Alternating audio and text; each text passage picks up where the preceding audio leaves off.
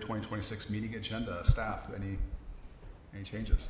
Yes, thank you, Mayor. Just one change from staff tonight. This is going to be the addition of the voucher disbursement report for other business item B. The printed version of that is in front of the council tonight. So that's our one addition for tonight. Okay. Council, any changes you'd like to make? All right. Is there a motion to approve? I will make a motion to approve tonight's agenda.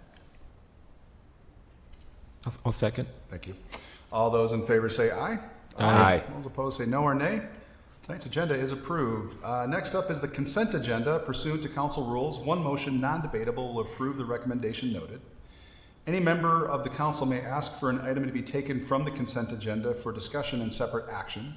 Such items removed from the consent agenda shall be considered immediately following approval of the balance of the consent agenda.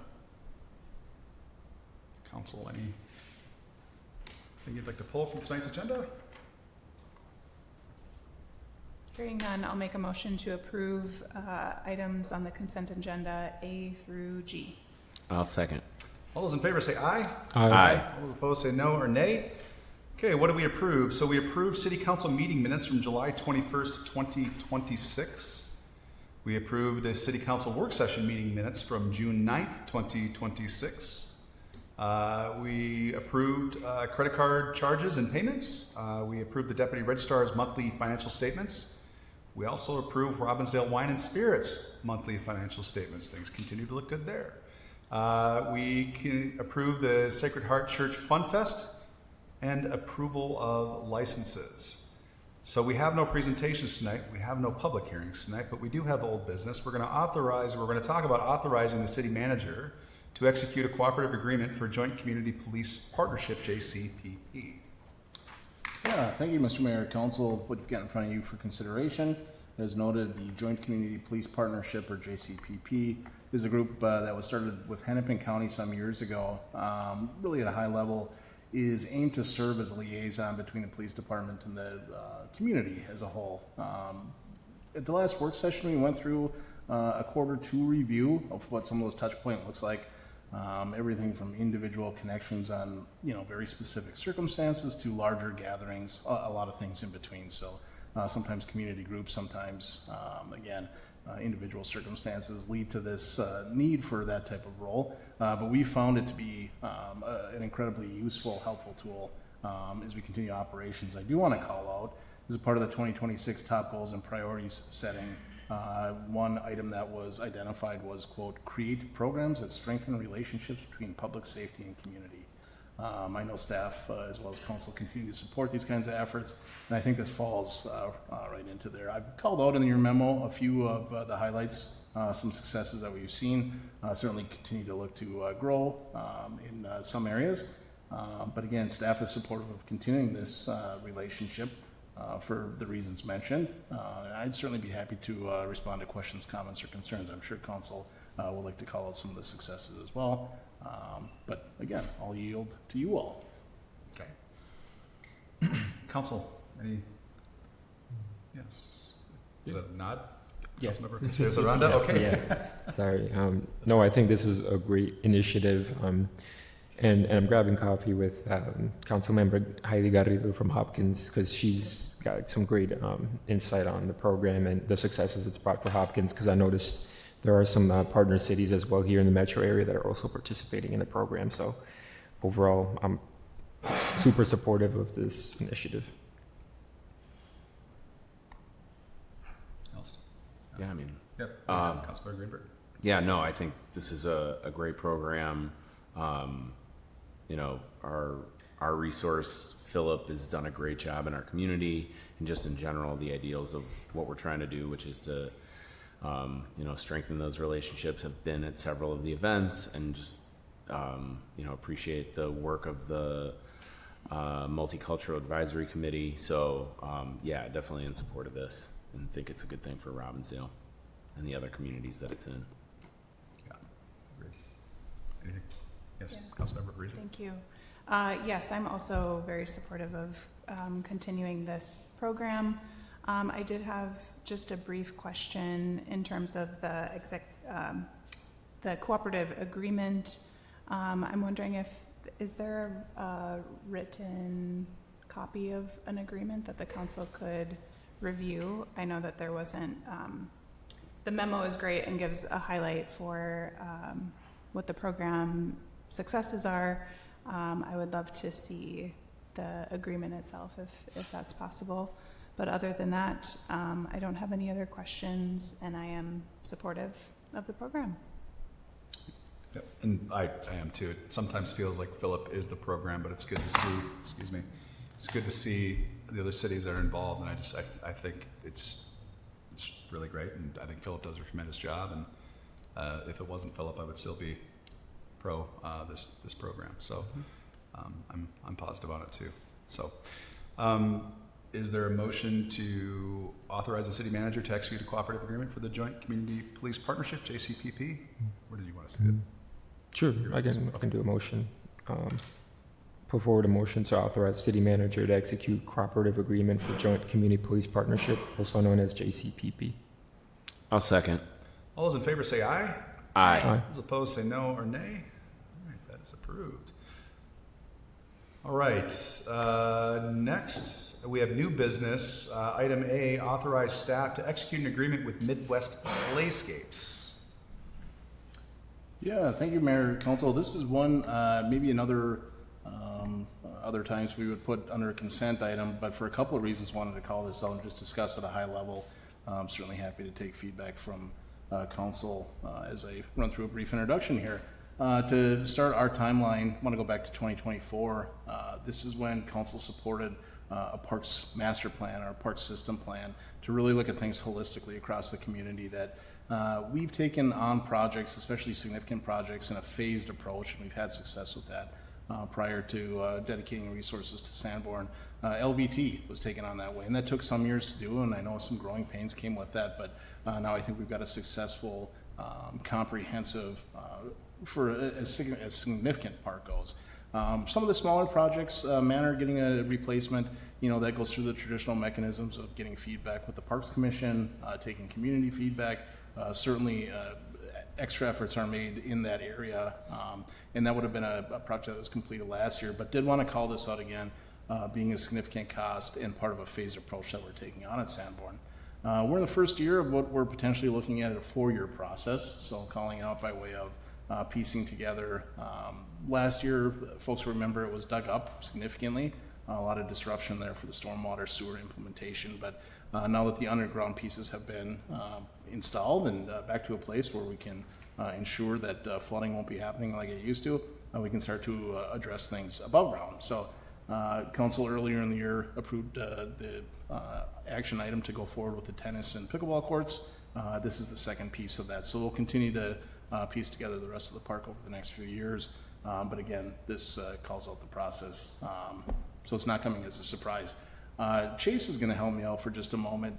I know we'll get questions about useful life and what the strategy is. So these are just a couple of recent pictures from the current playground. You can see this is on one of the tubes or tunnels. Not a vandalism thing. It was just, you can see that the plastic wore so thin that it had a crack, and the gentleman that took the picture to us has his hand there for a little perspective. So similarly, some of the wear and tear just being out in the sun, and for good reason. Use over the years. You can see on these other two photos that just some of the pieces wear out. So there are things that we can replace over time, we can repair temporarily. Again, having a significant cost, do want to call out that it's lived a useful life, and we think that now is a good time to take care of it. So again, in front of you for consideration is the recommendation from staff to authorize us to execute an agreement with Midwest Playscapes to acquire and install playground equipment at Sanborn Park at a cost not to exceed $360,000. Council, any comments or questions? I have some questions. Yeah. I guess one is just around so there's the park master plan, and a new playground is part of that. It's in a different location in the new plan. Is this non-grant funded project? Is it in its new spot? Mr. Mayor, Councilmember Greenberg, I think what you're referencing, we've shared some visuals out that are going to change a little bit of the footprint just for, again, kind of a holistic functionality look at things. This would fall into what we've been proposing. Obviously, a smaller footprint, the grant funding that you're referencing, we went after unsuccessfully. We think this still gives an appropriate sized amenity for that type of park in here. So still within the roughly, those diagrams that we had shared out, roughly within that footprint. Okay. And so does the dollar amount include, I mean, because you're going to have to do some demolition to get to having a new spot to put the playground, and I guess I'm just wondering, does this include that, or is that's a separate part of the budget? Yeah, Mr. Mayor, Councilmember Greenberg, a great question. This is a process I think has highlighted, we've seen in a couple other areas. Realistically, we started this 6 months ago, that going out to folks and asking vendors, what can you produce for X? We took those bids back, and again, doing that 6 months ago allowed us to do that public interaction, that public facing piece. Our strategy was to get within the budgeted amount. That was $350,000. We have not to exceed $360,000 because the plan came back more than that. What we're doing right now is working with them to, in concert, what can our staff take on in the meantime, including removal, any type of disruption. The strategy will be to limit that as best we can. But, again, wanting to match, I guess, the balance of going forward in an efficient way. I would call out again, Manor Park going up last year, one of the downsides, we were excited to get it going, maybe got a little bit further back in the queue than we wanted, and the pour in place didn't happen until this year. And that's just a weather thing that we know around here, weather can be especially finicky. So trying to get all this stuff queued up as best we can, a long-winded answer to say we're going to mitigate as best we can any disruption, including removal of existing until everything's ready to go. Okay. And I mean, I guess just to be clear, I mean, I'm questioning some of the dollar amount stuff here, but I'm very supportive of a new playground, and I think this is a good idea. I guess my one last question that maybe we've talked about, but I don't really have a sense for, is why our request was denied, or if we have, did they give any feedback on what they needed to see? Yeah, Mr. Mayor, Councilmember Greenberg, I think it's fair to say that this type of request is very competitive right now. And we see, as the winds blow, certain areas get more support than others, and playgrounds just aren't getting a lot of support in this type of thing, in this specific grant. I think in working with Mr. Basic, he had shared that one successful entity that secured playground funding through this specific grant program, it was a small piece. It was a couple $100,000 towards like a $3 million project. That was the only one that qualified. So that's not to say as we go forward with other parks master plan items in the coming years that we'll go after for same or similar. But again, just things are so competitive right now that we have a lot of success in some areas, and some areas that just we don't succeed. Okay. Thank you. May I ask go ahead. Do you want to ask a question on that? Yeah. Please. Just a question on, because I noticed on Facebook we had folks kind of vote, and I think the deadline was last week. What sort of turnout did we get in terms of participation among how many votes? Because I think there were like 4 options, right? Something like that. But just overall, I'm very supportive of investing into this, getting it. And my favorite part about it was just getting some of the feedback from folks and for them to vote, because I think there were like 4 or 5 options, and there was even some engagement on Facebook too, on comments. So I think just wanted to get a sense of participation of how many folks voted. Yeah, Mr. Mayor, Councilmember Aranda, I don't have the number in front of me. I do know with this kind of project we do get a lot of engagement, which is great. Fantastic that folks are willing to share. I mean, it's a visual and optical. It's a thing that people use regularly. So maybe not shocking, but reaffirming that people engage in the process. So we'll be happy to report that out when the color scheme and those things are ordered.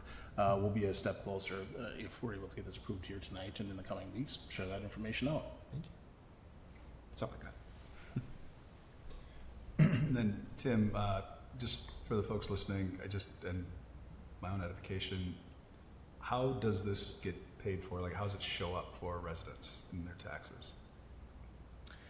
Yeah, Mr. Mayor, Council, the funding would be coming out of what we would describe as the Parks Fund. So the Parks Fund is balanced by way of forecasting long-term expenditures. This, as an example, would be a significant ding towards that fund. So year over year, we may dedicate more projects in public works or utilities or that type of a thing. But what we aim to do, not just for the Parks Fund, but for all funds that go after projects like this, utilize in a steady increase. So we're not seeing significant jumps from year to year. We're seeing, again, where we try to budget holistically, that reflected in individual funds. Where it's coming from directly, they're be coming out of operational dollars. We have used some, that's through the levy, to make clear. We, in the past, will sometimes use like bonding dollars for bigger projects. That's not a part of this project at Sanborn, potentially for a replacement of the shelter down the road. That'd be a little bit bigger, both by way of footprint and cost. So hopefully that provides a bit of clarity.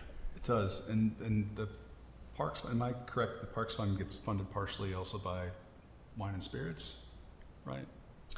Yeah, Mr. Mayor, Council, a good call out. So we review, as you noted, monthly financials for the liquor store. The year-end transfer balance from the liquor store fund, essentially, as that gets built up, gets transferred over directly to parks. So utilizing any type of revenue gain from that operation to offset those costs. So again, it maybe indirectly, longer term down the road, that fund, that transfer fund, again, limits the increase people may see on the levy. So year over year, we've had between $50,000 and $200,000 a year go out. Don't have the last handful of years off the top of my head, but we can share those. We'd be happy to get them available to people. Well, as you guys right-size the gross profit, right, for the wine and spirits, I mean, that makes it more money available to transfer out, correct? Okay. Yeah, that's right. Again, Mr. Mayor, I would call out, I think over the last handful of years, at lower times, it's been as low as $50,000. Going back a couple of years, it was $200,000 annually. So over the last handful of years, I know we've transferred more than $500,000 from the liquor store over to parks to offset expenditures like this. That's great. Thank you. I just wanted to make sure that was called out. Okay, Councilmember Parisian, did you have anything that you wanted to add? I'm not compelling you to, but of course you're welcome to. Thank you. Yeah, I'm also supportive of this. I think one thing I do appreciate is the staff's willingness to work with Midwest Playscapes to try to adjust sort of the extra costs that we've taken on by the 6 months that have passed, and then we're incurring over $10,000 more due to rising costs. So I think just as a council and as a council member, it's a good reminder to the costs that incur with delaying either decisioning or delaying work like this. And I'm not being critical of this process, because I think it was really, really important that we go for that grant, and unfortunately not getting it, we're sort of taking on that extra cost. But appreciate staff's willingness to try to find some solutions there to bring the cost back down, or utilize our staff time to help with that project. But other than that, I am supportive of the new playground. Appreciate having the design included in the packet as well, to review that. I think the design looks really great, and I'm excited about this. Yeah. I am too. I as always, I'm concerned about the tax dollars, but the condition of the playground currently is dire, and I worry, with that slide being split, what happens when something else breaks and God forbid, somebody gets injured. And so it clearly needs to be replaced. I'm not in the playground business, so I couldn't tell you if that's a great price or not, but I'm going to take I do believe the city does good work in vetting their vendors. Overall, the Parks Master Plan, I drew a little concerned just because of where we're at right now with local government aid and some of the lack of help that we're getting. But in this case, I am supportive. I know this is a well-utilized area, and I see people in it all the time. And so I think it's a continued good use of taxpayer dollars to support the community. So I'm supportive as well. Okay. Is there a motion to authorize staff to execute an agreement with Midwest Playscapes to acquire and install playground equipment at Sanborn Park at a cost of not to exceed $360,000? So moved. Second. All those in favor say aye. Aye. Those opposed say no or nay. Okay, we're in the playground business. Next is approval of block party requests for National Night Out, which is happening tomorrow night, and street aid closures. Thank you, Mayor, members of council. So with the National Night Out coming up tomorrow, or National Night to Unite, however you want to say it, we are requesting that the council just approve the block parties that are listed in the packet. This is, a lot of the coordination happens at the police department, and I know that there'll be around, I think the first 20 people that applied to be a host site, the police will stop it there. So we're just, we had the police get all the applications, and then our city engineer and public works director also reviewed them just to make sure that the spaces they were wanting to use were safe, and if there were closures needed for anything, he reviewed that. So with that, we're just asking that the council approve the requested block parties listed in attachment A, subject to the conditions, if any, listed in the document. Excellent. I did get a copy also as I was planning my route for tomorrow night, and I'm just going to call out that Ward 2, Jason, had quite a lot of participation. I was very proud of that. Ward 3 needs to step it up. But all in all, very excited for tomorrow night, and I'm pleased to see residents wanting to participate in this evening, because Whiz Bang, National Night Out, the meet and greet, we've got the I'm drawing a blank on the name of it, but it's on Saturday with the fire and RPD. Public safety is probably a good name for it. It's kind of a fun series of events that are coming up, bringing the community together. So these are really some great days ahead of us in Robbinsdale.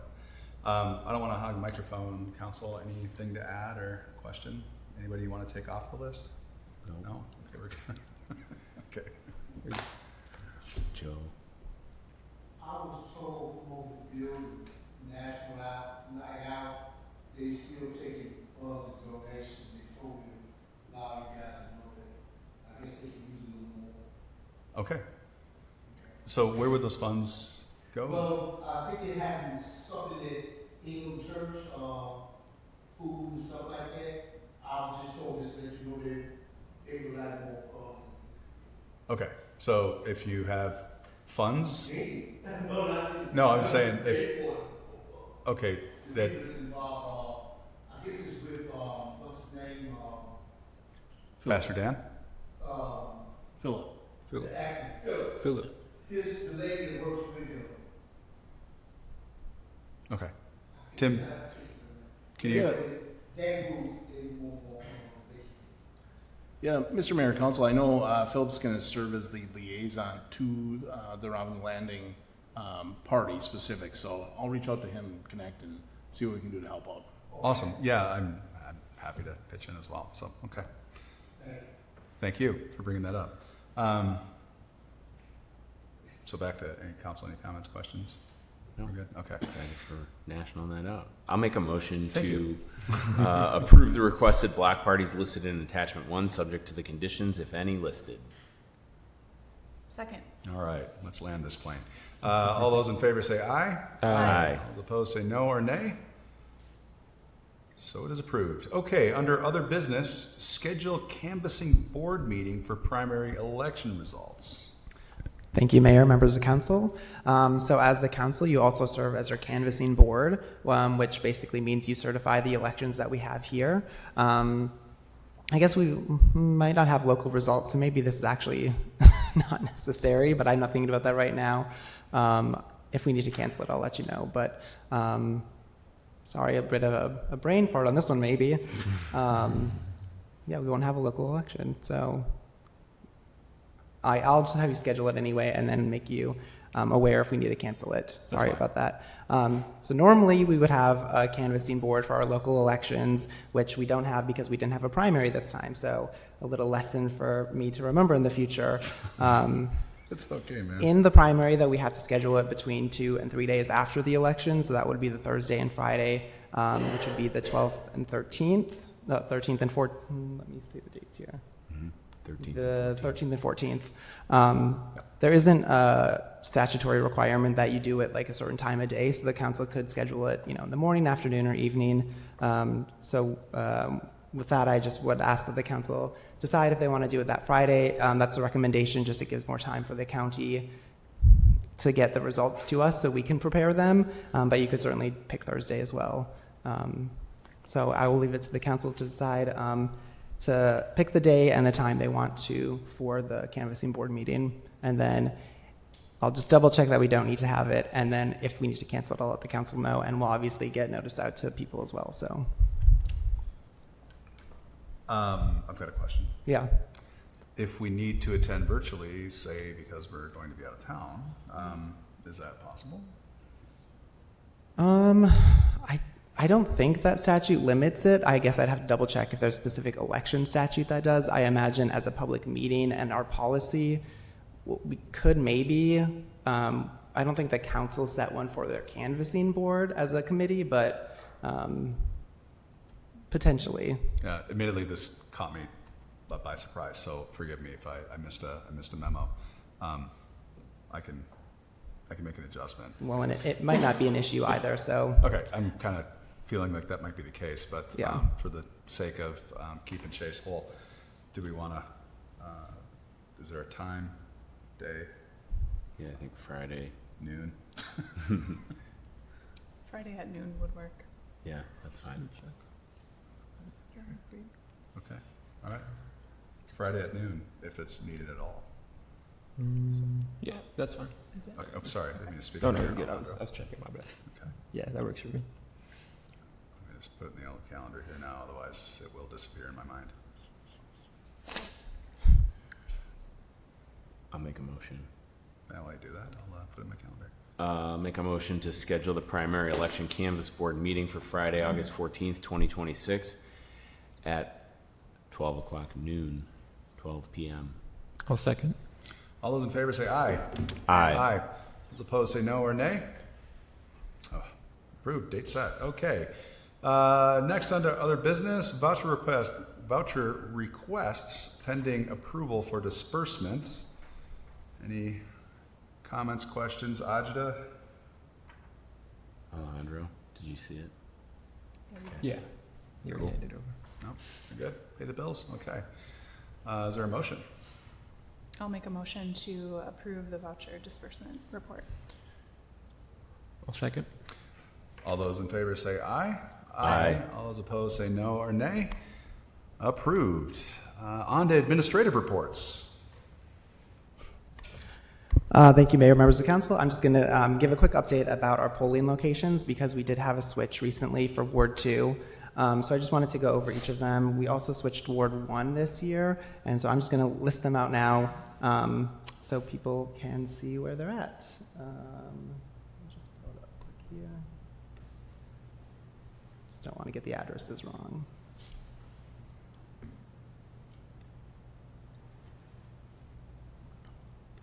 Okay, so Ward 1 is now at Robbinsdale Parkway United Church of Christ, which is 4200 Lake Road. Ward 2 switched from The Gathering, and it's now at Peace Lutheran off of 4512 France Avenue North. Ward 3 is still at Elam Lutheran Church, where it's been before in the past elections, and that's 3978 West Broadway. And then Ward 4 is at North Memorial Health Training Center, which is at 3500 France Avenue. I'll also note that because of the last-minute change to Ward 2 and the change for Ward 1, residents in those wards will have gotten or should receive in the coming days if they haven't already a postcard from the county that says their new polling location on it. We've also noted the change on our website. It's gone out in social media and will continue to be on our newsletter too. So trying to make sure people are aware that has changed. So. And this probably goes without saying, but I'm assuming signage will be up at the location, redirecting people. It will, yep. We're statutorily required to put Okay. visible signage up, so that'll be at the old polling location throughout the whole day on the election day. Fantastic. And if people, have a trouble getting there, we do have open voting at City Hall still. We have it open until August 10th at 5 p.m. Normal operating hours, so 8 a.m. to 4:30. There's an extension to 5 on the Monday before, so the 10th, and then we're also open on Saturday, the 8th, from 9 until 3. So opportunities to still get in here and vote early if you can't make it on the day of. Excellent. Any other administrative reports? Yeah, thank you, Mr. Mayor. Council, a few quick things from me. Want to encourage folks, at council's request, we've been updating some materials by way of sharing out what the budget timeline looks like. Statutorily, we're required to set a preliminary not to exceed in September, and the truth in taxation, which everybody gets a notice for, happens in December. But council has supported wanting to get more input throughout the timeline. So we've been putting those materials together. We'll continue to share out. We'll have some in front of you at next week's work session to get council feedback. But again, really looking to encourage folks to participate however they might, that in person, at meetings, one-on-ones, maybe a quick chat about the budget tomorrow night at the National Night Out party. Want to encourage the community to keep signing up for Bridge 911. This is a new platform that RPD set up for exactly that engagement. It's another tool in the toolbox for those pieces, both a communication but also an engagement tool. If you get a chance, check that out. Upcoming events, of course, National Night Out tomorrow. Look forward to connecting with a few parties. Public Safety Open House this Saturday. Movie in the Park on the 21st of August. Also want to call out, we've got a couple public hearings coming up in August. There's a Sahaki public comment session on August 10th. That's for the continued work. Again, this has been a phased approach over the last few years for some water quality enhancements down at that park. That's a partnership with the City of Golden Valley and Three Rivers Parks District. So a lot of work's been going into that the last couple of years. We look forward to next steps. August 10th, look for opportunities to share feedback. And then there's a rezone at the North Memorial property for the future water tower going up. We're getting notice out as we speak, but Thursday, August 20th, we're going to host a bit of an open house beforehand, so it can be more informal if people want to participate in that capacity. And the public hearing will be a part of the Planning Commission that evening. So look forward to hearing from folks on that project. And then finally want to encourage folks, now that we're in sort of a new round, water efficiency rebate programs continue with updated reimbursements, and the Home Energy Squad visits continue to be available to folks if you haven't got one done yet. Okay. Thank you, Tim. Next up, council updates. Council, anything to add? Councilmember Greenberg. I have one. So I've been talking to several residents about the flock cameras. There's been a couple of articles that have recently been released talking about data and who's accessing it. And so I was hoping we could have a conversation at next week's work session about flock cameras, just the policies that we have in place and making sure that, just address there's some concerns that residents have, and I think it's worth talking about. Okay. So I want to bring it to a work session. We can dial in the details of it, but I think I want to make sure city manager and staff feel comfortable that that's a conversation that the rest of the council wants to have. And seeing nods, I think we're in good shape. The other thing I wanted to bring up was there's a walk for voting. Is it Saturday, that begins at 8 a.m. And it's being hosted by our chapter of the League of Women Voters. And so it'll start at Robbinsdale City Hall or New Hope City Hall, and then you can choose where you want to start and take off and walk and support voting, which I think is really important. So I wanted to give a shout out for that. Thank you. Councilmember Parisian. Thank you. I wanted to wish everyone a happy National Night Out tomorrow night. And I also wanted to give a shout out to our communications team on staff. I just want to highlight what a good job that the team does on the Birdtown Brief weekly updates. I just think they're so well done, and I remember when these first rolled out, it was maybe a page or two, and now we've got several pages of events and great things and information pertaining to our community. In addition, speaking of communication, thank you for highlighting not only this evening, but the food distribution event that is happening ongoing. So I would just request to staff to at least monthly to redistribute that calendar, especially as we get into the winter and holiday season. And that's it. Good. Thanks. Yeah, good update. Alejandro, you got anything? Just one thing. I just want to thank Councilmember Greenberg's point on flock cameras. I have a conversation tomorrow with the policy roundtable kind of thing with American Civil Liberties Union on flock specifically. So I think the timing on it's great. But the only update I have here is Music in the Park, September 24th. Mariachi Jalisco de Mexico is performing.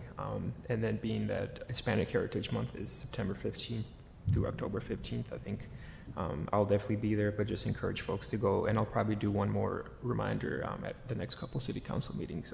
But yeah, September 24th at 6 p.m. That's all I got. And I've got just a short update too. I attended Gordy Lindenfelser's visitation tonight, and as many know, Gordy was the owner of Hacky Mueller's for many years, and he recently passed away rather unexpectedly. And as the community, and you could just feel the weight of sadness in the community with his passing and the stories that were shared. And as I have been engaging with folks, and even tonight at the visitation, just all of the stories I had heard about Gordy and how he supported this community, quietly supported this community, and helped people with loans, and helped people get their businesses off the ground, and helped connect people to other people. Like, he truly loved Robbinsdale. And as I met his family tonight, and they were very thankful, by the way, that the city cared enough to show up, and we did give a card, but they were just like, he loved Robbinsdale. Like, he loved Robbinsdale like a child. And so Greg was up here earlier and had recommended that we maybe consider doing something.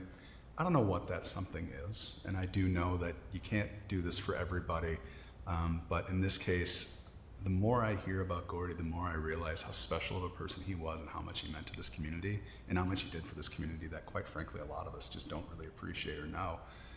So maybe at the next work session we could bring up something and figure out some way to honor it. I'm not saying we need to rename the town, but I'm saying, or the park. By the way, I also learned that Gordy's gateway to the Grand Rounds was like tip of the hat to Gordy when we were doing the park renaming, which is funny. I thought it was maybe a resident in Ward 2. So, if we could, maybe have a discussion now. Would you guys be open to that next week? Cool. Yeah. All right. Cool. Then I would love to see that. Other than that, looking forward to seeing folks last night. I hope you know I was kidding about Ward 3, and not that it's your responsibility to recruit people. But I'm excited about the turnout, and excited to visit some folks and shake hands and hear about all the things that they love and would like to see change in Robbinsdale. So with that, is there a motion to adjourn tonight's meeting? So moved. Second. All those in favor say aye. Aye. All those opposed say no or nay. Meeting adjourned.